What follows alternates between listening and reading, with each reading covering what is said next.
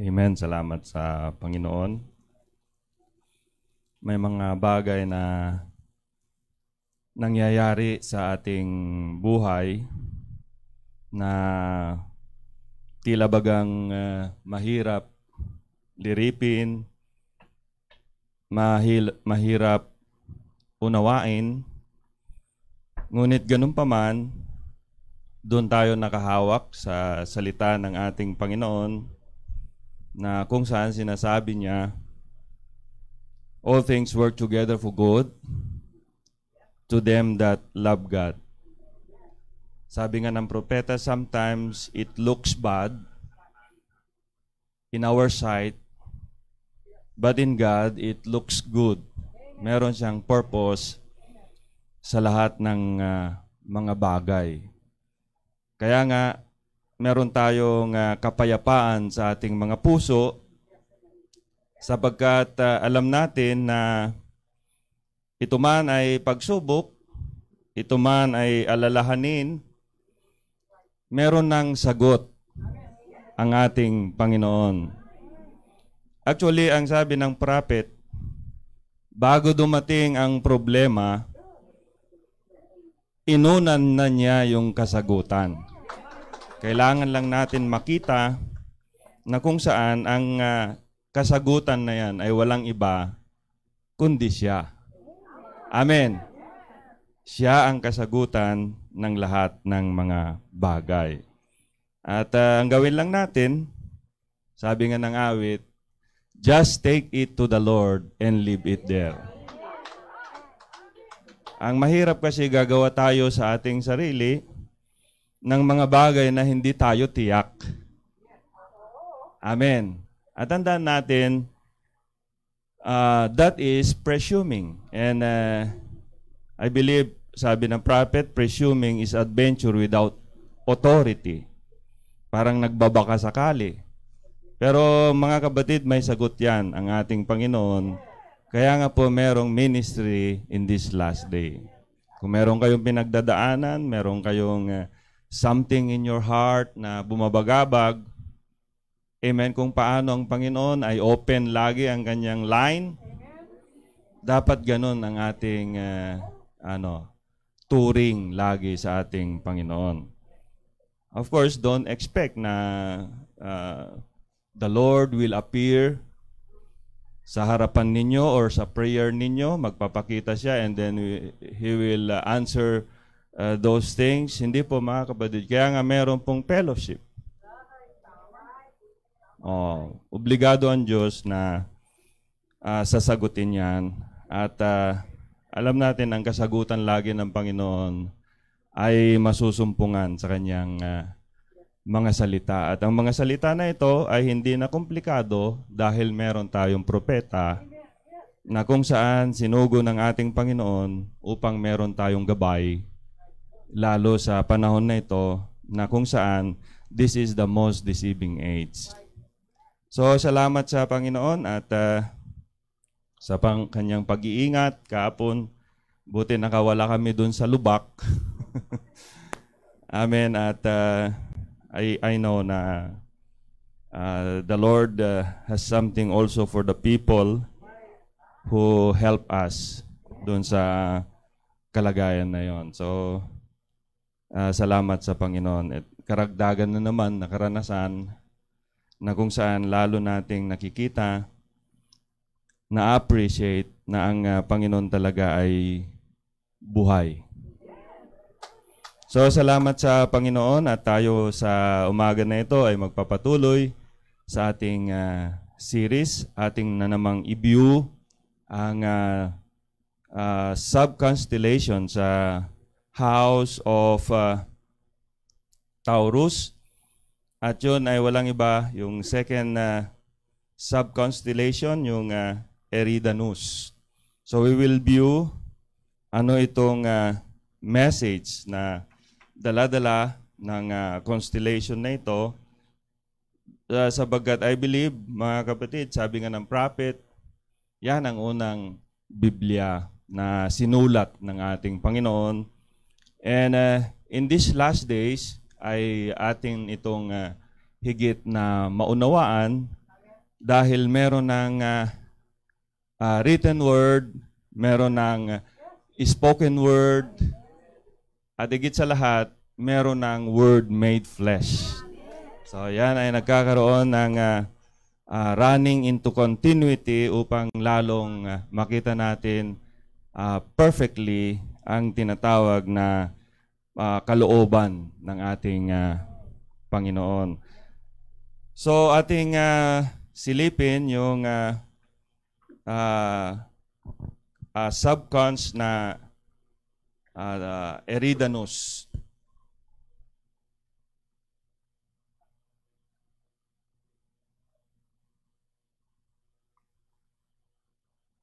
Okay? Yan ay river. Amen. Ilog. So, pag tinignan lang natin yan, sinipat lang natin yan, parang wala lang. No? But I believe the Lord placed that decan or stars there to show us something. No? At napakalawak ito mga kapatid, and I believe you can bear with me.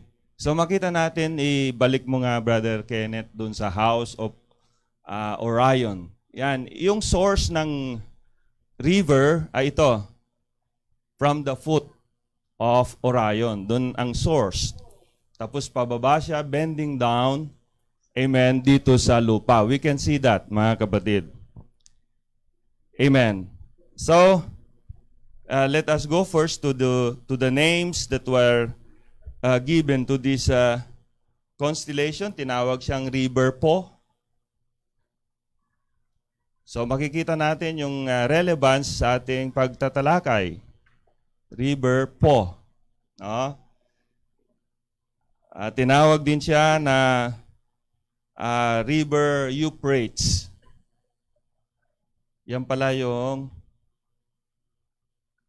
Euphrates. At yung ilog na yan ay mababasa natin sa scriptures from Genesis to Revelation. Okay, so we will see what is the significance of this river, no?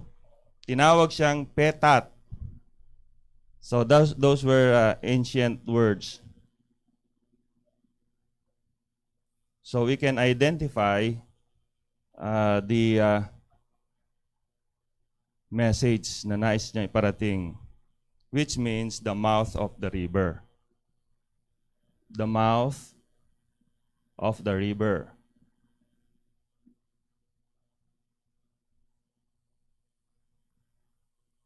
Okay? May mga star names dyan sa constellation na yan na identifiable.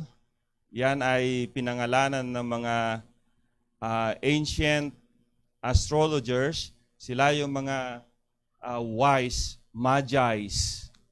Tawag sa kanila magis, no? Because they can read the stars. They have the ability to read stars, just like the three magis from India, from Mesopotamia, and then somewhere in parang ano siya, yung dating Babylon. So they saw the coma, and then alam nila na ipapanganak na yung Messiah. They traveled all the way to Israel just to give their gifts. Amen, sa ating Panginoon. So, yung pinaka maliwanag na star ay nandito sa dulo. Yan. Achernar, tinawag na Achernar.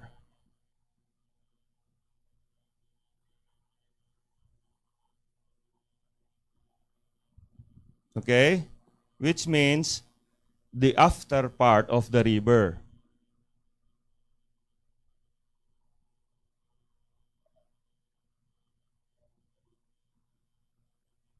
Mahalaga ito dahil ating makikita mamaya na ang dulos ng ilog na ito ay judgment. Judgment ang dulo ng ilog na yan. But before na magbigay ito ng judgment, ito ay nagbigay muna ng buhay sa atin. Amen. So, tinawag yung nandun sa other end, yung second brightest star, nandito, ito. Kursa. Okay?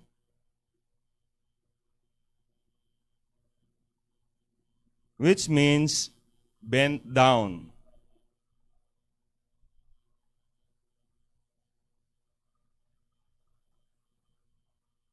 Anong ibig sabihin? Amen. Ito ay pumaling pababa.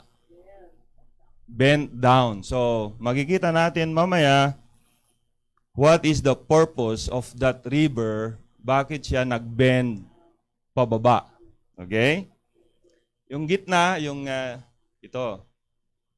That's the third brightest star, tinawag na Saurak.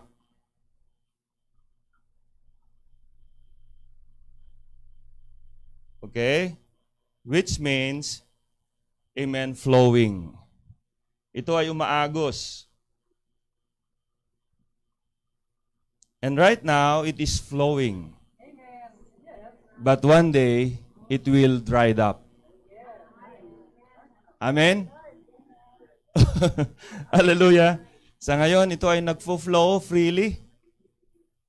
Amen? At ito ang nagbibigay ng buhay. Then we will see later on ano yung ibinibigay sa atin because we will find out what is this river. Now, doon sa Habakuk, amen, nagkaroon ng inspiration ang prophet na si Habakuk at nagbigay na siya ng kaunting idea about this constellation. Verse 4 and 5. We are just laying the foundations. Habakuk.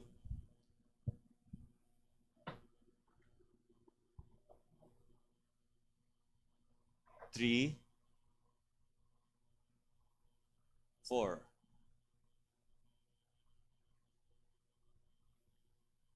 And his brightness was as the light. Sino po yun? Orion. He had horns coming out of his hand. That's the Taurus. That's the house. And there was the hiding of his power. Verse 5. Before him went the pestilence. Yan yung edge, yung dulo ng river. Because one day, it will dry up. We will see why. Amen. And burning coals went forth at his feet. That's the judgment. Kaya kawawa po mga kapatid. Amen. Yung abutan na ang river na ito, na river Po o Eridanus or river Euphrates, amen, ay matutuyuan. Okay? Matutuyo ba yan, mga kapatid? We will see in the scripture. Amen. Matutuyo yan, and then the scripture, the prophecies in this day or the coming days, one of these days, ay magkakaroon ng manifestation sapagkat meron laging pattern ng ating Panginoon. Remember, sabi ni Solomon, walang bago sa silong ng langit. History is always repeating itself. But remember, amen, iba-ibang tao ang gumaganap. Now, so alam natin yung source niya ay si Orion. And that Orion is the light. And that light is the life. Whose life is the very life of God binaba dito sa lupa. And what is that life to begin with?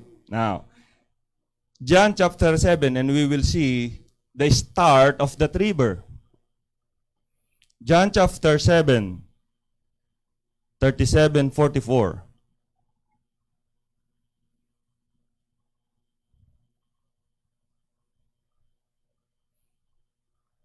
In the last day, huling araw, the great day of the feast, Jesus stood and cried, saying, If any man thirst, let him come unto me and drink. Sino man ang nauuhaw, lumapit sa akin at uminom. He that believeth on me, ang sumasampalataya sa akin, as the scripture had said, out of his belly shall flow rivers of living waters. Not river, rivers of living water. But that rivers ay iisa lang to begin with. And we will see paano sila naging isa. No? Siya ay magiging, or out of his belly shall flow rivers of living waters. At ano daw yon? But he spake of what? Spake he of the Spirit, which they that believe on him should receive, for the Holy Ghost was not yet given, because that Jesus was not yet glorified. Hindi pa binibigay yung Holy Ghost at that time, pero ito ay prophesy na ng ating Panginoon. Sino mang sumampalataya, out of his belly shall flow rivers of water. Oh. At ang tinutukoy niya ay walang iba kundi ang Holy Ghost. And that was Pentecost experience. Nag-flow sa kanila yung rivers of living waters. And that's the Holy Ghost. Amen. Direct sinabi rito sa atin. Many of the people, therefore, when they heard this saying, said, of truth, this is a prophet. Amen. Yung iba naniwala na ang ating Panginoon ay prophet, but we know he was not just a prophet. He was the prophet of the prophets. Amen. Siya ang propeta ng mga propeta. And he was at that time the Son of Man, meaning the prophet. Not a prophet, but the prophet. Others said, this is Christ. So may mga naniwala, siya yung Christ. But some said, shall Christ come out of Galilee? So history is repeating itself. Kanya-kanyang silip sa ating Panginoon. Kanya-kanyang unawa in this message. Amen.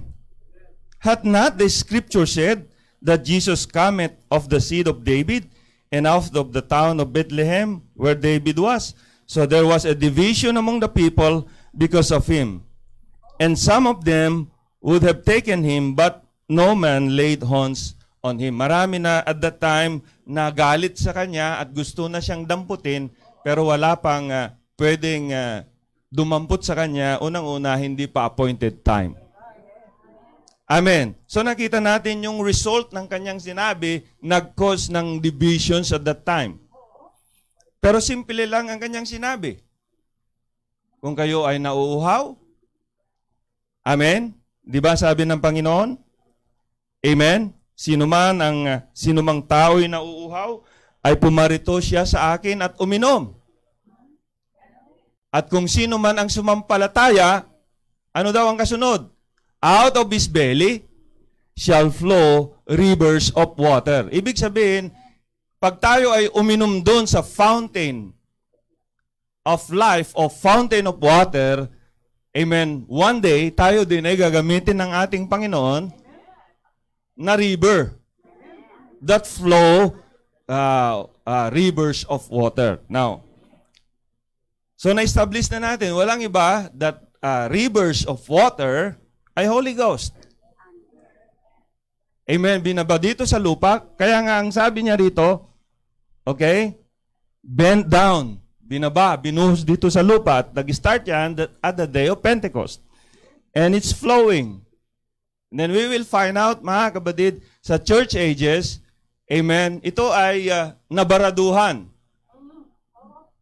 Nabarahan ng tinatawag na rivers din. Kaso nga lang, denominational rivers. Balik natin sa picture. Yan o yung si Cetus. Hinarangan niya yung flow. Kaya sa church ages, mga kapatid, nagkaroon ng ignorance. At hindi naman pinabayaan ng ating Panginoon. The prophet said, He winked on His eye on the ignorance of the people. Kahit si Martin Luther, mga kapatid, nagbaptize in the name of the Father, the Son, the Holy Ghost. Amen? Winink ng Panginoon ng kanyang eye. Bakit, mga kapatid? Nakaharang yung, inalaw niya yan. For a purpose. Amen. Di ba, mga kapatid? Nakatabako pa siya ng malaki. Si Martin Luther. And then comes Wesley. At pinangaral yung holiness. Anong sabi ni Wesley? May kulang kay Luther. Di ba? Siya ay nagtatabako. So he start to preach on holiness. Pero kulang pa rin, mga kapatid. Amen. Dahil ang kailangan ay yung ikatlong step, which is baptism ng Holy Ghost and fire. Amen. Kaya dumating itong si Eridanus. Okay? Now, sabi ng prophet dito, mga kapatid, look at John 7, 37-39.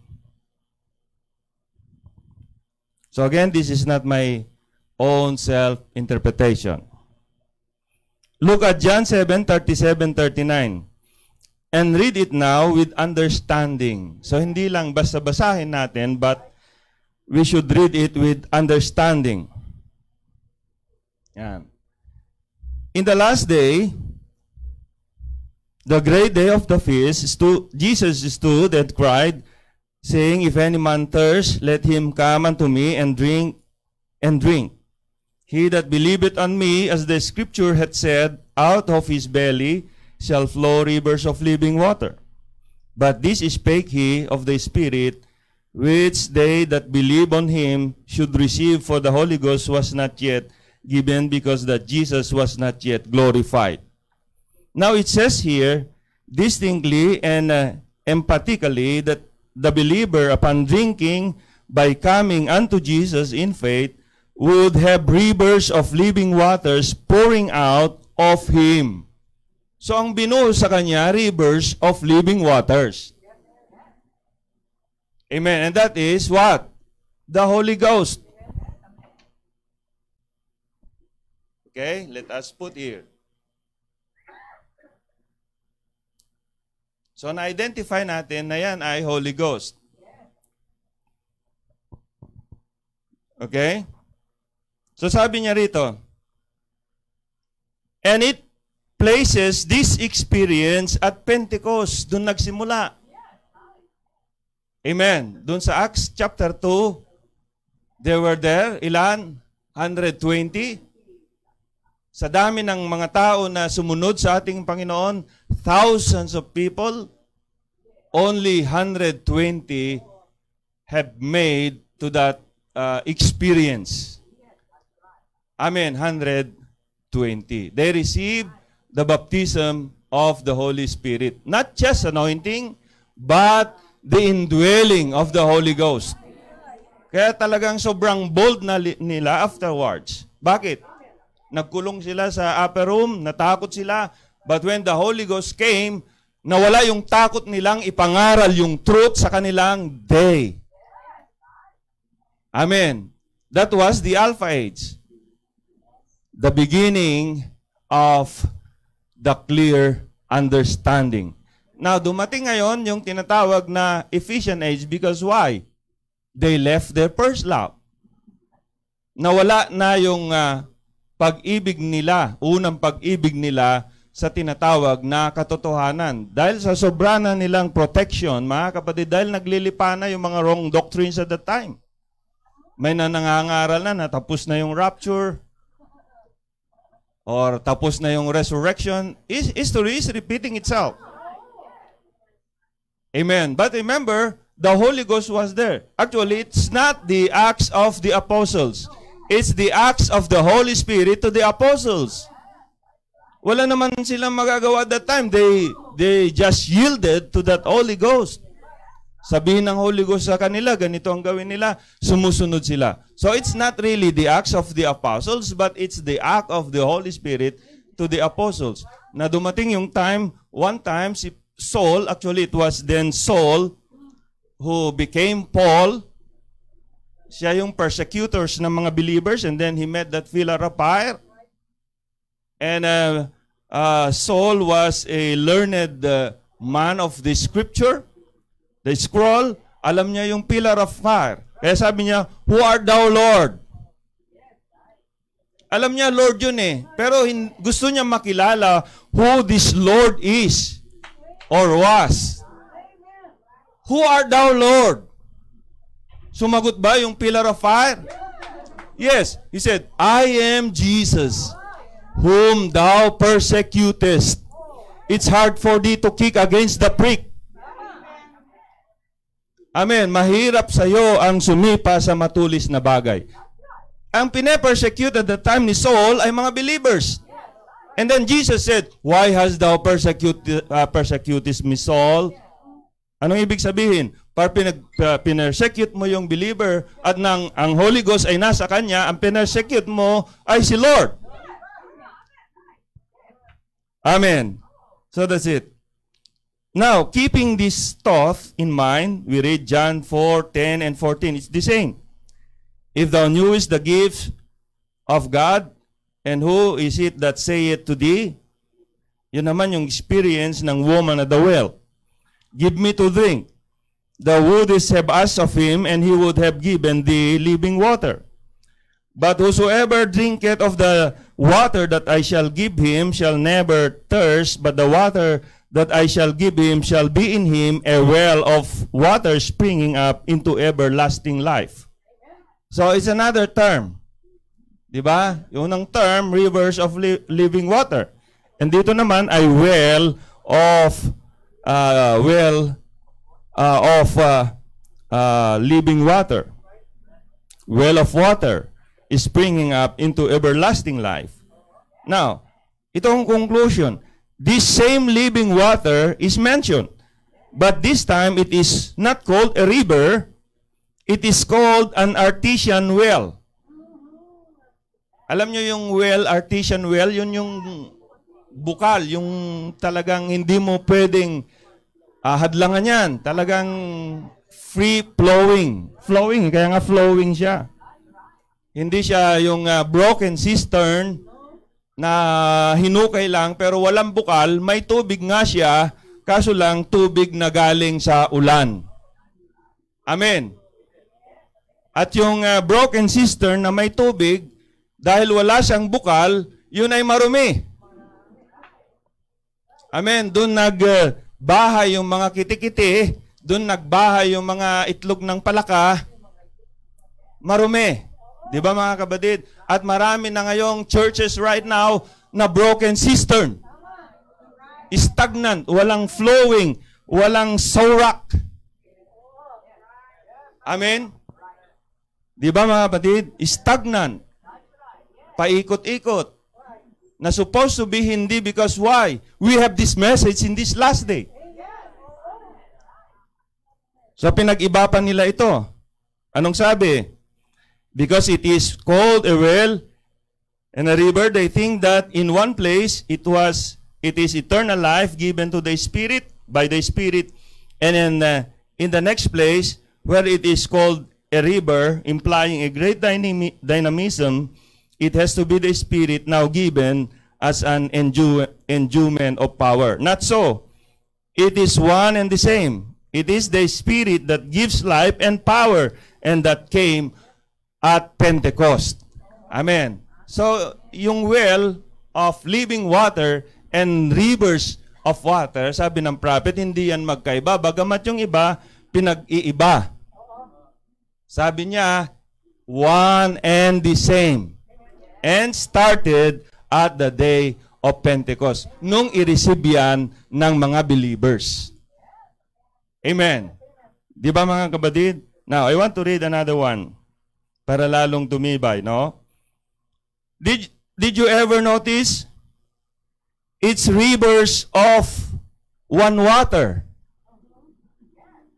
Tama nga rin naman, rivers of living water. Not waters. Amen. Ano daw yon? Rivers, plural, water, one, singular. Not rivers of waters, but rivers of water, one Spirit. At sino yung bakit plural? One Spirit, by the same Spirit, we are all baptized into the same body. Out of Him flows the goodness and grace of God. Many-membered body. Kaya nga sabi ng Panginoon, sino man ang sumampalataya, out of his belly shall flow rivers of living water. Amen. Di ba mga kapatid? Amen. That's the Holy Spirit right now amongst the believers. Amen. So pag ang Holy Spirit, nandyan si Eridanos right now, amen, siya ay source ng life. Di ba mga kapatid, wala namang ibang source ng life right now maliban sa Holy Ghost. Because that's the Holy Ghost, that's the token, that's the very life of Jesus Christ. Yan yung mismo yung buhay ng ating Panginoon na nirelease niya, amen, 2,000 years ago. Amen. Ngayon, ano ang purpose, amen, ng living water o yung well springing unto everlasting life sa atin? Ano yung evidence? Ano yung purpose? Kasi mamaya makikita natin, amen, that Eridanos will be a judgment. Now, a fountain of living water, we find out what is a fountain of living water. We find out that, what the cistern is, yung broken cistern, yung balon na walang bukal, marumi nga po yun. Unstable. Pero pag natumbok mo yung bukal, talagang wala nang ano yan, hindi mo na mapigilan yan. Now, what is a fountain of living water? It's an artesian well. An artesian well, what's that? Brother Branham, it's a well that it always comes from beneath, galing sa ilalim. In other words, hindi po sa ilalim ng lupa yan, but it's from the deep of God, depthness of God. Not depth of Satan, but depth of God, because deep things belongs to God. And you have now the access with that deep things. You have now the access with that hidden manna. Amen? Wag po kayong maguguluhan sa mga kapatiran natin. When we speak about hidden manna, ganyan, deep things of God, yan yung mga itinago niya talaga sa mga pantas at matatalino, pero hinahayag niya sa mga elected, predestinated, amen, elected lady. At yun ay walang iba kundi ang bride. It's a well that it's always comes from beneath and pushes its water out. We know what the water is. That's the word. It's flowing all the time. Walang stagnant. Kaya nga lagi kong sinasabi, by the way, hindi ko pwedeng sabihin na happy anniversary because this is not our anniversary. This is a Thanksgiving. Amen. I believe that was October 10, 2020 when the Lord started to pour out blessings in this place. 2010. And now 2020, amen, ni-repair, binigyan tayo ng Panginoon ng perfect vision. And now 2020, ano yung pinakaklaro na mata, paningin na mata? 2020. Wow! Di ba mga kapatid? Lalong naging malinaw ang ating mga mata para makita ang mga pagpapala na ito ng ating Panginoon. It started 2010. Ngayon, 10 years ago, ngayon 2020 na. I believe with all my heart you have all the 2020 vision. Amen. You can see now clearly what is the perfect will, eternal purpose of God. It's flowing all the time from the time nagfo-flow. Diba, Brother Eric? Continuously flowing. Amen. Ito yon, sorak. Nag-bend down siya, binaba dito, and then it's flowing all the time. It is self-supporting. Always fresh and clean. Malinis, fresh.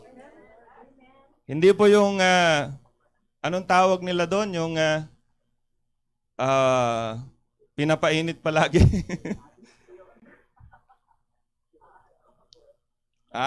Si Brother Eric, siya yata nagsabi nun eh.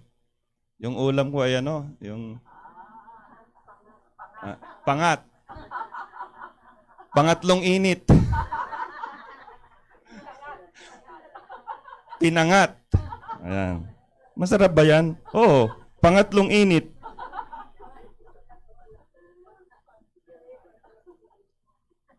But what we have right now ay fresh and clean. An artesian well, a fountain of living water. It's not dead and stagnated. Hindi yan stagnant, hindi yan paikot-ikot. Amen. Di ba mga batid? Denomination ganon.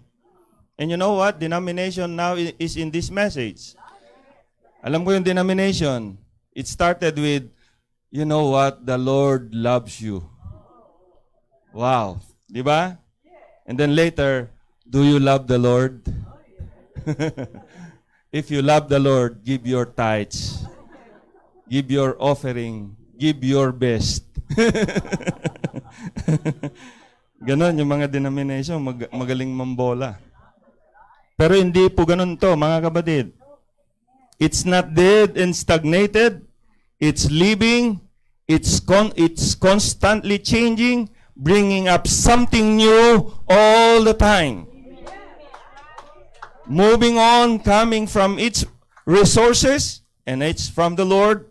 It draws its resources from its bed, which is still a fountain of living waters spraying up, self-cleansing. It's clean, pure, clean water. It's self-supporting. You don't have to wait for the rains to fill its tank up. It's always a bubbling up, giving its water free. You don't have to pump. Amen. Automatically, it's flowing. At yan ang ating experience because why? Eridanos is here. It's flowing. Amen. Di ba mga kapatid? Amen. We have found the mouth of the river. Saan ba yung mouth of the river? Saan ba yung nagsisimula yung river to begin with? Eh di dun sa bukal, wala namang ilog kung walang bukal. Tama mga kapatid? Nag-start yung ilog sa mga bukal. Amen. At kung kayo ay sumampalataya, sabi ng Panginoon, ang bukal ng tubig ay magsisimula sa inyo. Amen. Di ba mga kapatid? So lahat sila at the time sa Alpha Age, nag-enjoy sila. That was the Acts of the Holy Spirit. That was the book of Acts. And the prophet said, we are now writing again another book of Acts in this day. Why? The Holy Spirit is here. Pero tignan natin, i-view natin what happened sa church ages. Now, sabi ng prophet, Amen. Bakit sa church ages kulang? Because what they have is just the 7 spirits, portion of the Holy Spirit, provision ng Panginoon at that time upang sila ay maproteksyonan. The Lord just gave them the anointing, different anointings. First, anointing ng ano yung una? Ang Antichrist ay nasa white horse, ang Lord na nagbigay ng lion. And then, red horse, ang Diyos ay nagbigay ng calf. And then, ang kabayo ay nagbago, naging itim. The Lord gave a face of a man's spirit. And then, pale horse, amen, ang Panginoon naman ay nagbigay sa elect ng tinatawag na flying eagle. Kaya hindi sila nadaya at that time. Amen. Pero wala yung fullness. Bakit? Ito ang nangyari sa panahon na yan. Now, sabi ng prophet, I want to read. The Holy Spirit has been bound by these denominational rivers. Rivers din. Kaso nga lang, denominational rivers. The Holy Spirit has been bound by these denominational rivers for almost 2,000 years. Hindi po yung Holy Spirit ang nabound. Actually, hindi mo naman pwedeng i-bound yung Holy Spirit. So nakita natin si Cetus, sinadlangan niya yan. Ibig sabihin, mga kapatid, amen, ang tao ay pumasok sa tinatawag na credo, dogma, na kung saan ayaw ng Panginoon yon. Amen. Ayaw ng Panginoon ang sistema. Ayaw ng Panginoon ang denomination. Kaya at that time, mga kapatid, amen, when those churches started to denominate, wala yung Holy Spirit talaga. Kaya sabi ng prophet, the Holy Spirit has been bound by these denominational rivers for almost 2,000 years sa church ages, but is to be loose in the evening time. By the evening time message. So kailangan ma-loose. The question is, na-loose na ba siya? Yes. Amen. Because why? The seals were open. Amen. But is to be loose in the evening time by the evening time message. Now, do we have now that evening time message? The Holy Spirit back in the church again. And that is Malachi 4. Bringing us back to the hearts of our fathers. The hearts of the children back to the hearts of the fathers. Kung ano yung experience nila that time, ma-experience din natin in this day. Why? The prophet said, we are now writing again another book of Acts. Amen. Hindi yung book of Acts wherein yung supernatural. Hindi naman supernatural lang doon ang nakita ng tao. Pero ang nakita nila doon, they have that clear understanding. Amen. They have that unity. And if you have that clear understanding and you have that unity, the power will come. And we are promised with that in this day. So the Holy Spirit back in the church again. Sino yun? Si Christ Himself, revealed in human flesh. In the evening time, He said, He promised it. So nasaan siya ngayon? He that believeth on Him, amen, out of his belly shall flow rivers of living waters. Nasaan daw siya? Eh di doon sa mga believers. Sino ba ang tunay na believers? Yung mga naka-experience, mga kapatid, ng tinatawag na new birth in this day. Amen. So right now, nag-bend down siya. Dumating siya uli in this day sa last portion ng church. Amen. Upang what? Amen. Upang siya ay mag-flow uli. Amen. At ma-connect uli in this day yung mga predestinated, elected before the foundation of the world. So it's moving. Nandyan yan. It's among us. In us, rather. Amen. At yan ay kumo-connect sa mga elected in this day. Kailangan silang kumonect. Because every predestinated of God, kailangan makonect. Because they are part of the body to begin with. Amen. Alam ni Lord kung sino yung part ng kanyang body. At hindi aalis ang body na ito, amen, na hindi mailagay sa kanyang perfect position ang elected, predestinated of God. Amen. I will tell you this. Some says, mga kapatid, kailangan nang magsikap ka, Brad. Kailangan mo nang mahanap. Hindi po, mga kapatid, ang Panginoon ay naghahanap. And God will create circumstances in your lives. Amen. Para ma-connect kayo sa body of Christ. Hindi nyo yung effort. Hindi nyo yan pagsisikap. Amen. Ginagawa yan ng ating Panginoon. Kaya nga siya ay nag-flow in this day. talagang maiko-connect ka talaga if you are part of the body because God is building up, finishing up now this body.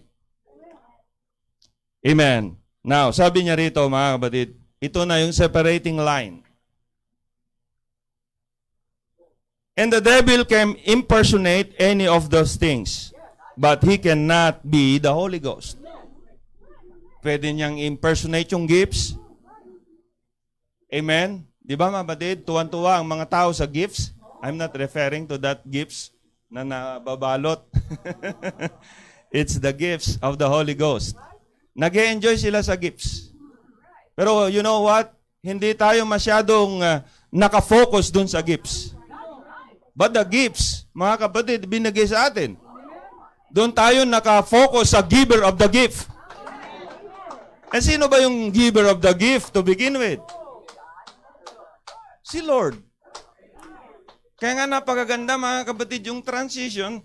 Amen, 7 church ages mga kapatid ay courting. Oh. Hindi ko sana bubuksan to for the sake of the young people, but it happened. Church ages, courting, and then dun sa dulo ay giving of the gifts.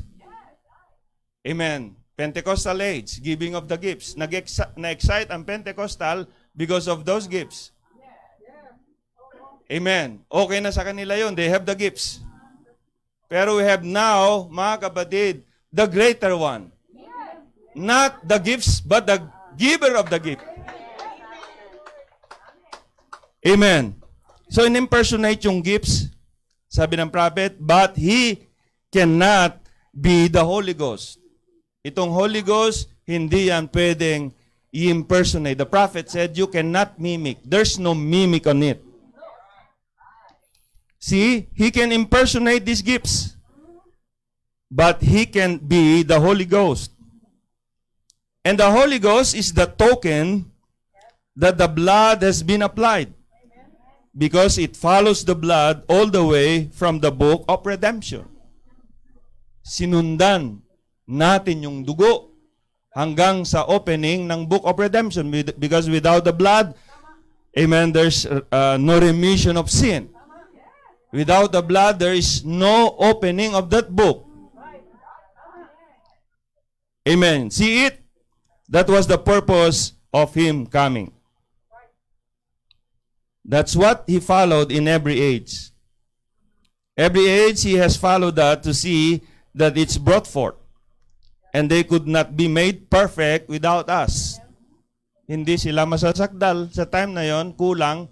Sila ay naghihintay sa atin in this day na siyang kapunuan. And now, what's for it? And now the entire Holy Spirit visits the church, making God in human flesh. Siya ay nag-bend down in this day, bagamat siya ay nabound ng denominational rivers for almost 2,000 years, but in the evening time, He has come. Sino yun? The entire Holy Spirit. When we say the entire Holy Spirit is the person. The person himself, mga kapatid, dwelling in every believer. Amen. Kaya sabi ni Paul, hindi na ako nabubuhay sa aking sarili, kundi si Kristo na ang nabubuhay sa akin. In other words, I have now the life of Christ.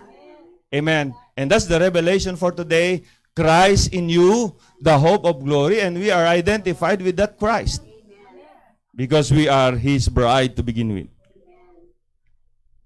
Hallelujah. Making God in human flesh, as He did before Sodom, the burning there, which was a type. Then Abraham, He appeared to him, and all the things that He has not done down through the ages, in the church ages, anuman yung mga bagay na hindi niya ginawa sa church ages, He is now doing. Kanya na ngayong ginagawa. Ano daw yon? Hindi po yung supernatural. Amen, madaling paniwalaan ng tao kung supernatural lang. Yung bulag nakakita, yung pilay nakarinig, yung bingi nakalakad. Tama ba? Akala ko hindi kayo nakikinig eh. Kung ganyan ang ministry in this day, mga kapatid, baka walang patid yung pila rito. At yan ang hinahanap ng marami. You know what? That's the first pull. The second pull. Second pull is just to attract the attention of the people. Pero ang elected, predestinated, mga kapatid, merong more na kung saan doon sila ma-attract. Ano yun? Word. The revealing of the Word. Bakit, mga kapatid? They are part of that Word to begin with. Amen. He is now doing. Ano daw yun? Back to the Word. Hallelujah. Because the messages and the messages and the messages has to wind up in the entire Word. So maka-attract sa atin in this day, hindi partial Word. Ang maka-attract sa atin in this day ay entire Word. Fullness of the Word. Wala na tayo sa church ages, wherein doon, mga kapatid, ay partial revealing of the Word, but we are now in the fullness of time, mga kapatid, na ang nire-reveal ng Panginoon ay fullness of the Word. Ay alam mo na agad eh. Di ba, mga kapatid? Sabi ng prophet, Amen, in just 2 minutes, you can say anong meron yung kausap mo. Amen. Sa paano daw? Word test. And in the last days, the 7 seals being opened was to pick up every struggle that's been left off in it. Ano man yung mga nawala, ano man yung mga may loose ends, inayos lahat in this last day. Para daw, and make the whole thing in one great big body of the bride. Para mabuo na totally ang great big body of the bride. Pag sinabi natin great big body of the bride, nagsimula sa Alpha hanggang Omega. Yan ay mabuo na. Okay? So sabi ng prophet, that them who live back there was not perfect until this church be perfected. So naghihintay sila ng ating perfection. And the only way we can have that perfection, mga kapatid, ay ma-identify tayo, ma-connect tayo sa iisa lang na perfect. And who is that only perfect? God Himself. Amen. So naghihintay sila ng perfection ng church. Amen. So hindi ma-perfect ang church without perfect word, perfect message in this day. And the only way you can have that perfect word, kung yung Holy Spirit, Eridanos, will come and reveal all these things. Amen. Di ba yun ang promise? I will send you another comforter, which is the Spirit of truth, and He will tell you and guide you into all the truth. Because man shall not live by bread alone, but by every word that proceeded from the mouth of God. Hallelujah. Glory.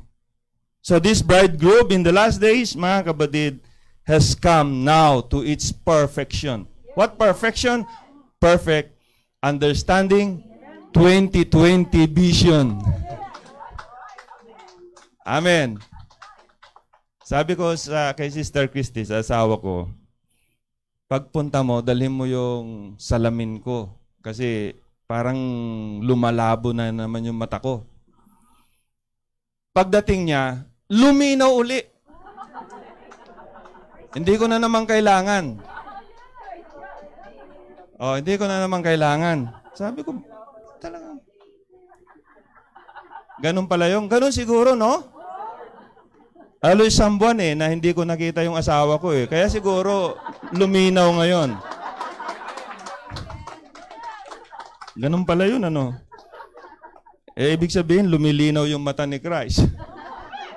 Excited. Kasi nakita niya, yung bride niya, nasabi ng prophet, yun ang apple of his eye. Okay, Brother Eric ka.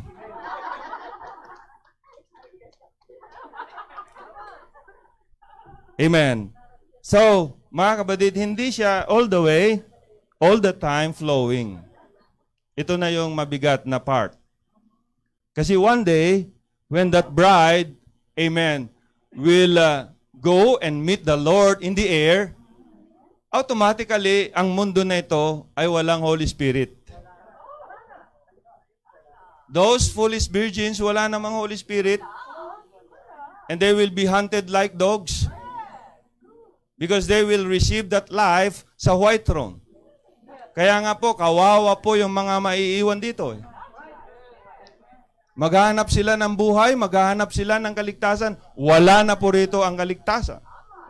Wala na yung Eridanos. Amen. Wala na yung river po. Wala na yung river Euphrates. And I will read you a scripture na matutuyo yung river Euphrates. Amen? Wala na. Because why? Amen. Umalis na yung mercy ng ating Panginoon dito sa mundo. Kaya kahit na anong gawin ng tao sa ibabaw ng mundo, wala na siyang magagawa. Because the source of life, the source, the living water, amen, wala na po rito. Amen. Sa pag-alis natin, wala na rin po yon. Because we will go and meet the Lord in the air. So what will happen? This river of life become the river of judgment. Ha? Kasi pag rineject mo yung life, what's next? Judgment. Amen. Hindi mo naman kailangan i-receive yung mark of the beast. When you reject the mark of God, sabi ng prophet, automatically you will receive the mark of the beast. And you know what? The mark of God is here. And what is the mark of God? The Holy Ghost. Amen. Revelation chapter 16. Vials na po ito. 6 vial. Revelation 16, 12, 16. And the sixth angel poured out his vial upon the great river Euphrates. Ito rin po yun, mga kapatid. Nandiyan na? O yan. And the sixth angel poured out his vial upon the great river Euphrates. And the water thereof was dried up. Natuyo. Matutuyo yan. That the way of the kings of the east might be prepared. And I saw 3 unclean spirits like frogs. Alam nyo kung ano yung 3 unclean spirits? It's a doctrine. Ano yun? Trinitarian doctrine. Trinity doctrine. And I saw 3 unclean spirits like frogs. Ano alam nyo rin frog? Hindi peluka, palaka. Sino na nakakita ng palaka dito? Masarap yung palaka. Sino nakakita ng buhay na palaka? Hindi po yung hinalikan ng prinsesa, no? Hindi po yun. No? Ano lang yun? Mga kwentong ano lang. Fantasy. Ngayon, kung nakakita na kayo ng palaka at tignan nyo yung kanyang mata, saan ba nakatingin yung mata ng palaka? Sino nakakita sa inyo? Hindi man sa harap, sa likod. Amen. Bakit? Sabi ng prophet, mga kapatid, lahat ay titingin sa pinanggalingan ng 3 unclean spirit. Saan ba nanggaling yan? Sabi ng prophet, 325 AD, na doon na-formulate, doon nagsimula, doon nabuo ang Trinity doctrine. Hindi po sa time ni Lord. Hindi po si Peter ang nangaral. Hindi po. 325 AD, Nicaea Council sa leadership ni Constantine. Doon nag-start. Amen. At doon, pabalik na sila doon. At ia-adapt ng mga denominational reverse ang doctrine ng Trinity. Pag hindi ka umayon sa doktrina na yan, yari ka. You are disconnected. Pero salamat sa time na yan, wala na tayo dito eh. Oh, bahala na sila dito. Di ba? Ang mahalaga, nandun na tayo, nag-e-enjoy na tayo sa marriage supper. Amen. And I saw 3 unclean spirits like frogs come out of the mouth of the dragon, and out of the mouth of the beast, and out of the mouth of the false prophet. Not prophets, prophet. For they are the spirits of devils, working miracles